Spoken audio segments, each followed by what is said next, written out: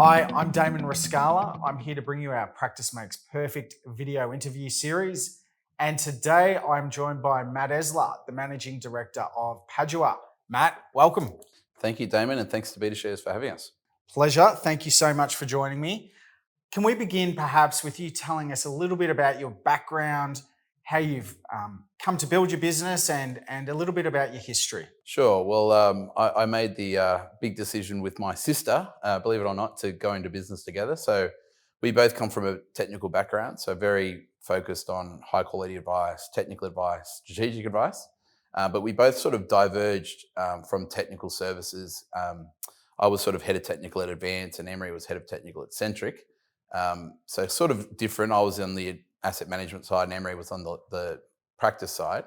But sort of I went into software, so technology with Midwinter. So I was one of the founders of Midwinter. And Emery sort of moved into this technical and paraplanning role.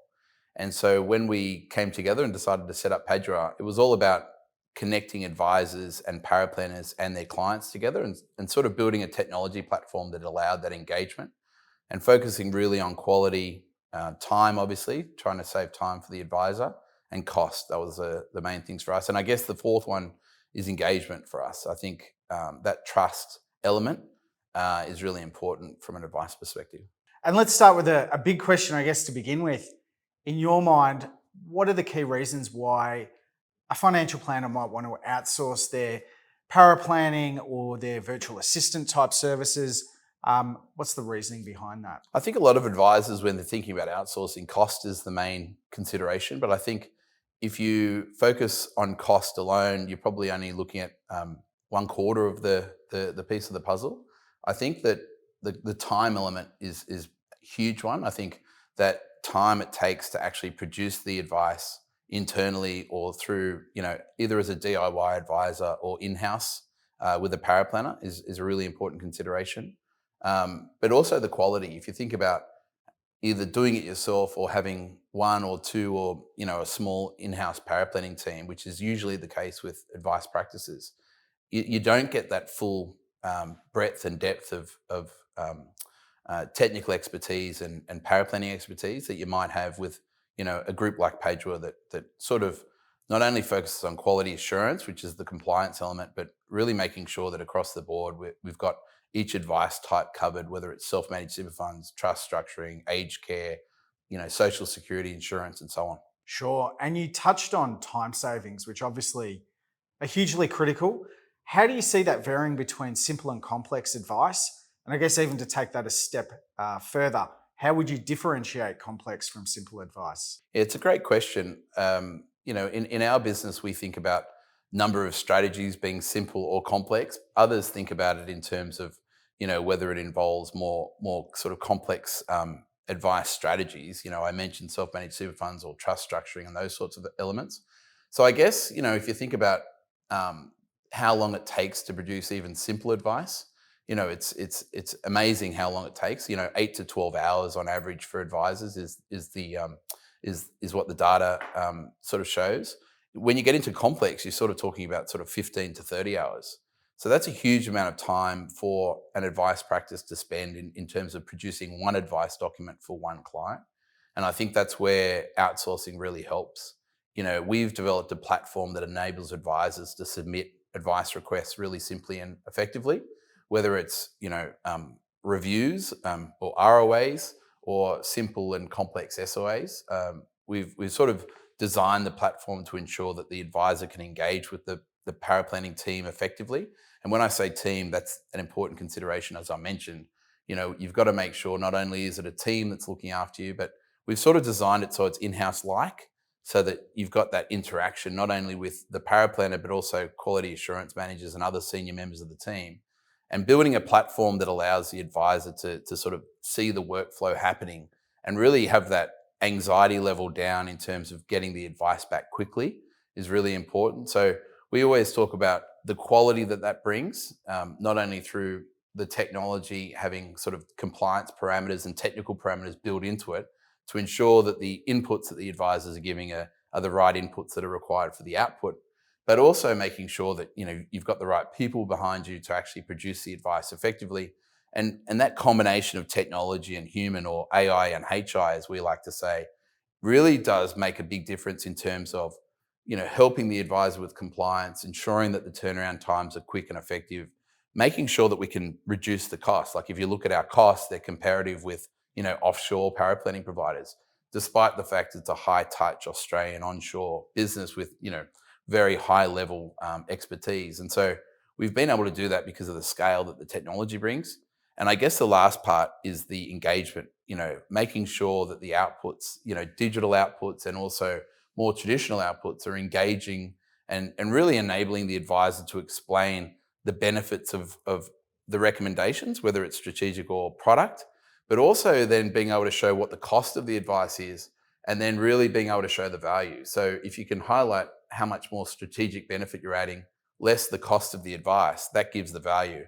And the value of advice piece is really something that we've talked about in the industry for many, many years, but no one has really nailed really well. And that's why we sort of talk about this value creating advice within Petra. And I think that's extremely important, particularly with advisors needing to justify, their annual advice fees, wanting to make sure that the client understands how much value they're providing.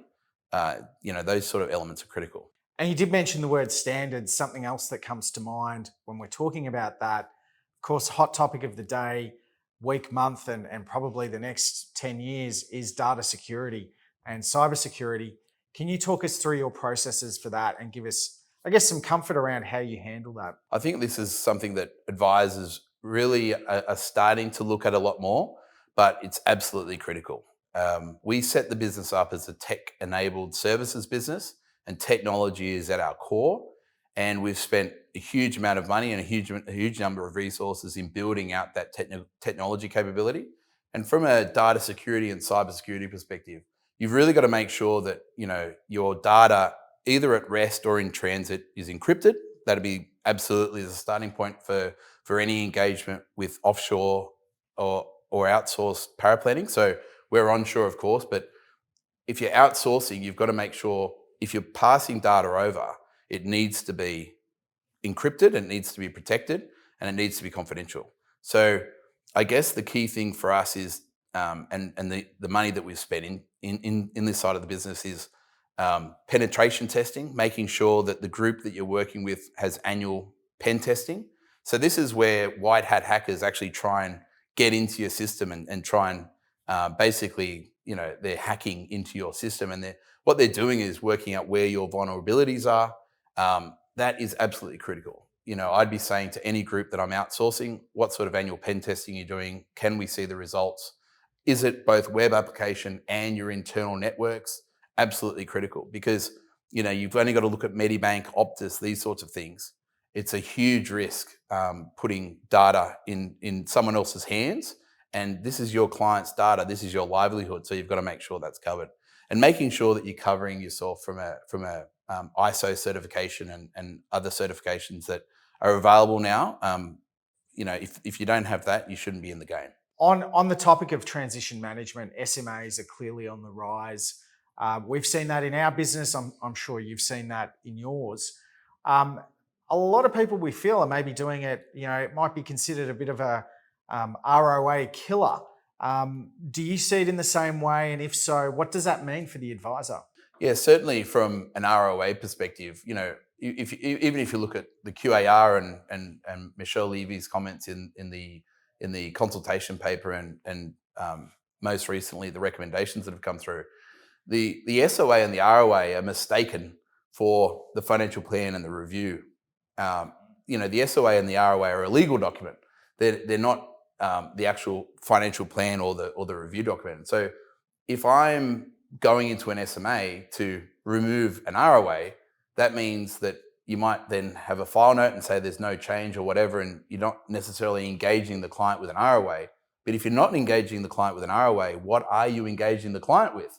And so to justify your ongoing fixed fee arrangement or your annual service proposition, you really need to be making sure that if you're investing a client in an SMA and therefore negating the requirement for an ROA, you certainly still need to produce a review document to sort of highlight you're in this SMA, this is the performance, this is the asset allocation, these are the different sort of securities we're invested in, and really highlight to the client that they're in a good place. Otherwise, that trust element that, it's sitting at 24% of people trust financial advisors. And the fact that the term is financial advisor, the term advisor should mean trust. But unfortunately, there's a very low level of trust. And in order to enhance trust, you've got to engage. And the more engagement that you do, the more that trust level will rise. And you can imagine I'm put in an SMA and then I don't hear from the advisor because I'm in an SMA. And that's great in terms of minimizing that sort of need to rebalance as we did in the old model portfolios.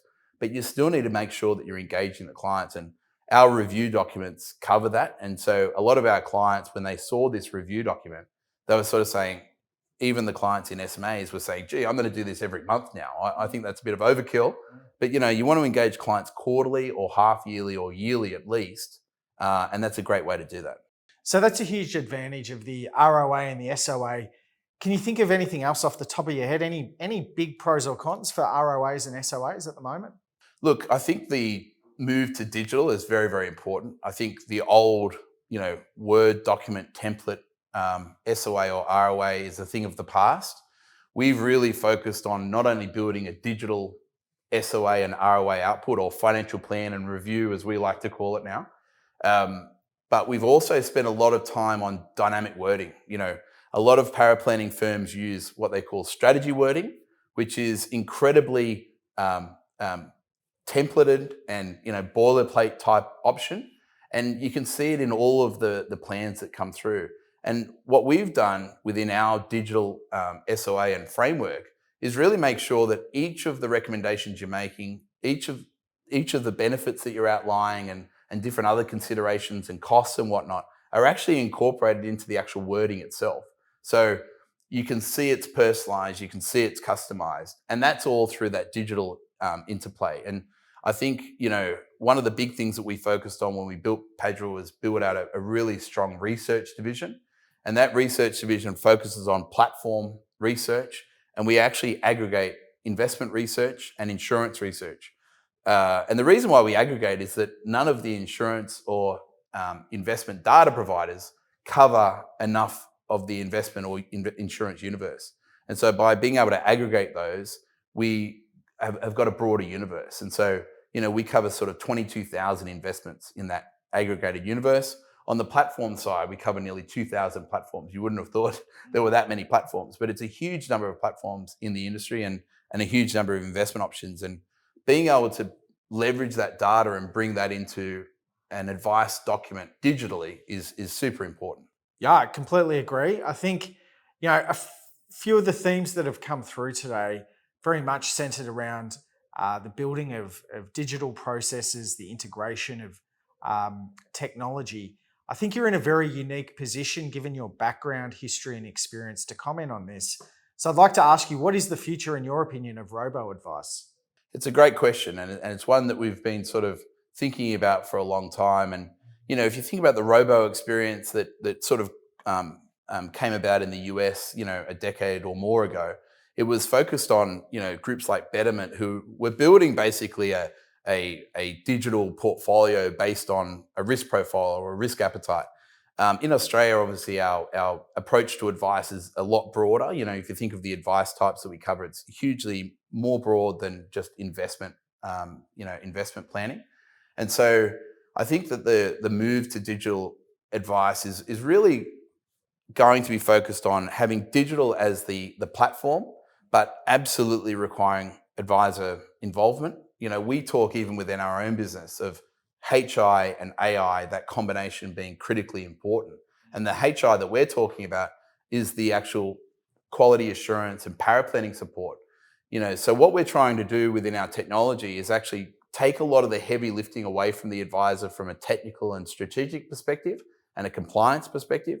And what that allows is for them to really spend more time talking to the client, understanding their needs and objectives, and really then devising a strategy that's based on, it's all subjective, right? So, I can list out 100 strategies that the client's eligible for through the technology, but then the advisor really needs to have that discussion with the client in determining which of these strategies are best suited for the needs and objectives at the time. Because otherwise, it might be that the number one strategy giving the best strategic output is not necessarily the one that's most aligned to what they're looking to achieve. And so you need to have that subjective advisor input, talking to the client and working out what the best approach is, because it's going to be a combination of different strategies. It's not going to be a corner solution where you put it all in one. You're going to mix it, and you're going to make sure that you're getting the right balance to achieve those needs and objectives. If we examine that a little bit further in terms of the human interaction with the recommendation of strategies, can I ask you for some comments around whether you're seeing an increase or a decrease in the amount of strategies that are being used, and on either side of that ledger, what those reasons might be?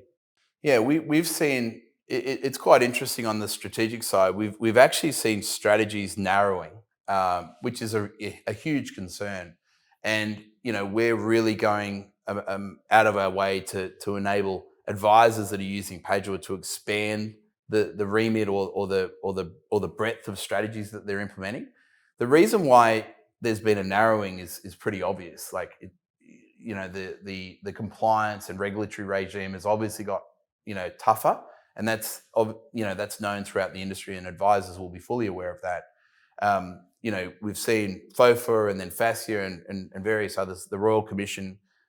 It's really put a compliance sort of burden on advisors, which means that instead of looking beyond what they're currently doing and sort of broadening that technical horizon, we're actually seeing strategies narrow. So we've seen an incredible narrowing of strategies, and what we're trying to do is bring that back. There's over 1,000 strategies that we've identified, and advisors are probably implementing about 100 of those. Yeah, so that's the trend in terms of strategy implementation. Can I ask for your opinion this time on the amount of products that are being used? The expansion of that or contraction. What's your view there?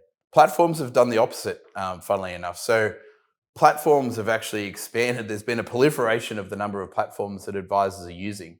And this is a number of factors that are coming into play here. I think, the banks getting out of advice and that vertical integration type sort of model that we were seeing in the industry previously, that's starting to break out.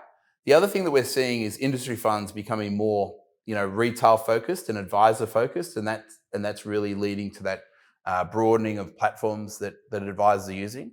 I used to be able to, I used to think that you could sort of count the number of platforms that advisors are using on two hands, but it's actually hundreds of platforms that they're using now. We've got incredible data on how many platforms our advisors are currently using, and it's unbelievable. When you slide the scale across on the data visualization, you go, when is this going to end? It's an incredible number of platforms that advisors are now using. So we've seen strategies sort of contract, and we've seen platforms expand. And I guess it's great that platforms have expanded, because it means that we're focusing on choice, and we're focusing on the cost and benefit analysis of platforms, which is awesome. But I think we've really got to now focus on, let's expand the strategic element, because that's advisor delta. That's where you're adding something above alpha and beta. 100% agree. Well, Matt, you've shared a lot of your thoughts. I'm going to ask you one very last question. Once again, it's a bit of a hot topic out there in the industry at the moment. Do you see, with the release of the QAR, do you see compliance hurdles and regulatory hurdles easing over the future? I think that compliance and regulatory hurdles may ease somewhat, but I think actually what's going to happen is technology is going to start doing a lot more of that heavy lifting that has caused the the contraction of strategic advice over the last few years. My personal belief is that compliance and those sort of elements are absolutely required. You've got a fiduciary responsibility to your clients, and if we start cutting corners on compliance and regulation, it will naturally lead to a loosening of standards. And I'm actually concerned about that. I think that as fiduciaries, we've really got to make sure that we're holding ourselves to a high standard. And you want to move from being an industry to a profession. That's the standard that doctors and lawyers and accountants hold. And I think, we've really got to keep focusing on not trying to drop the standard, but actually working out what is the solution to actually ease the burden. So I think technology, and particularly what we're doing, is playing a big part in achieving that. we're focused on making sure that the compliance parameters and the technical parameters are being adhered to. And I think if you can use technology to alleviate the technical and compliance burden, that's going to mean that you can get back to doing what you do best, which is seeing clients, understanding their needs and objectives, and really being that go-to guy for anything financial. Matt, you've given us some really unique insights today, and I think you're in a position that you are able to share those because you do pick up on those trends quite early, and that's useful for all of us in the industry to know. But Matt Esler, thank you for joining me today on Practice Makes Perfect. Thanks, Damon, and thanks, BetaShares.